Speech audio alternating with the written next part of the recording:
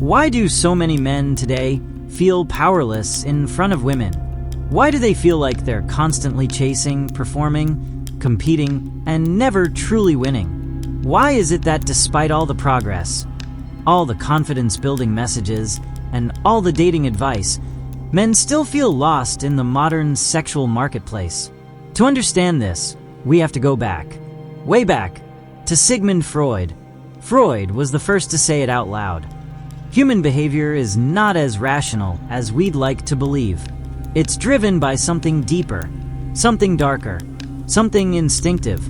He called it the libido, not just sex, not just desire, but the raw, burning life force that pushes us to live, to create, to love, and yes, to possess. But society had a problem with that. Civilization couldn't function if every man acted on his primal urges. So over time, those urges had to be controlled, tamed, repressed. Men had to become civilized. They had to channel their sexual energy into work, family, achievement. This is what Freud called sublimation. When you take something unacceptable and convert it into something socially acceptable. Build a company, write a book, make money, win medals. It sounds noble, but it's also a prison. Because deep down, that desire, the original, sexual one, never really dies. It hides, it simmers, and when it's ignored for too long, it erupts. In anxiety, in addiction, in anger, in that strange, hollow feeling you get after achieving something, only to realize you still feel empty. Now, here's where things get even more complicated. In Freud's time, women were also repressed. Society forced them to suppress their sexuality just as much as men. But today, the rules have changed. Women are told to be wild, to be free, to express their sexuality however they want. There's no shame, no guilt, just liberation. And yet, men are still expected to play by the old rules. Be respectful, be patient, be kind, be emotionally available. Don't be creepy, don't be needy, don't be aggressive.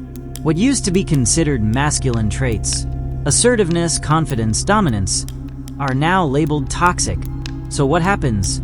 You get a generation of men who are told to repress their instincts while watching women celebrate theirs. You get a dating culture where women have an overwhelming abundance of choice and men are starved for attention. You get men who scroll through Instagram and TikTok, bombarded by images of female sexuality, but unable to touch it, feel it, connect with it. You get millions of men addicted to pornography, to OnlyFans, to dating apps, to fantasy, while their real-life relationships crumble. You get a culture where 80% of women compete for the top 10% of men, leaving the vast majority of men invisible, ignored, forgotten. And you get men who are angry, but don't know why, who feel rejected, but can't talk about it, who feel desire, but are ashamed to express it. Freud would have seen this coming.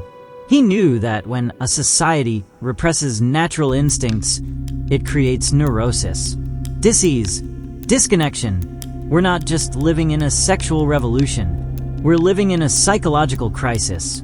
Men aren't allowed to speak honestly about their attraction, their frustration, their confusion. And when they do, they're labeled insecure, misogynistic, or weak. But the truth is, most men are not broken. They're just lost. They're navigating a world where the old rules are gone, and the new ones are constantly changing. A world where women are both the prize and the judge, where expressing desire is punished, and repressing it makes you invisible. So what's the solution? It's not to go backwards. It's not to dominate or control. It's to understand. To understand female nature. Not the fantasy, not the ideal, but the biological, psychological truth.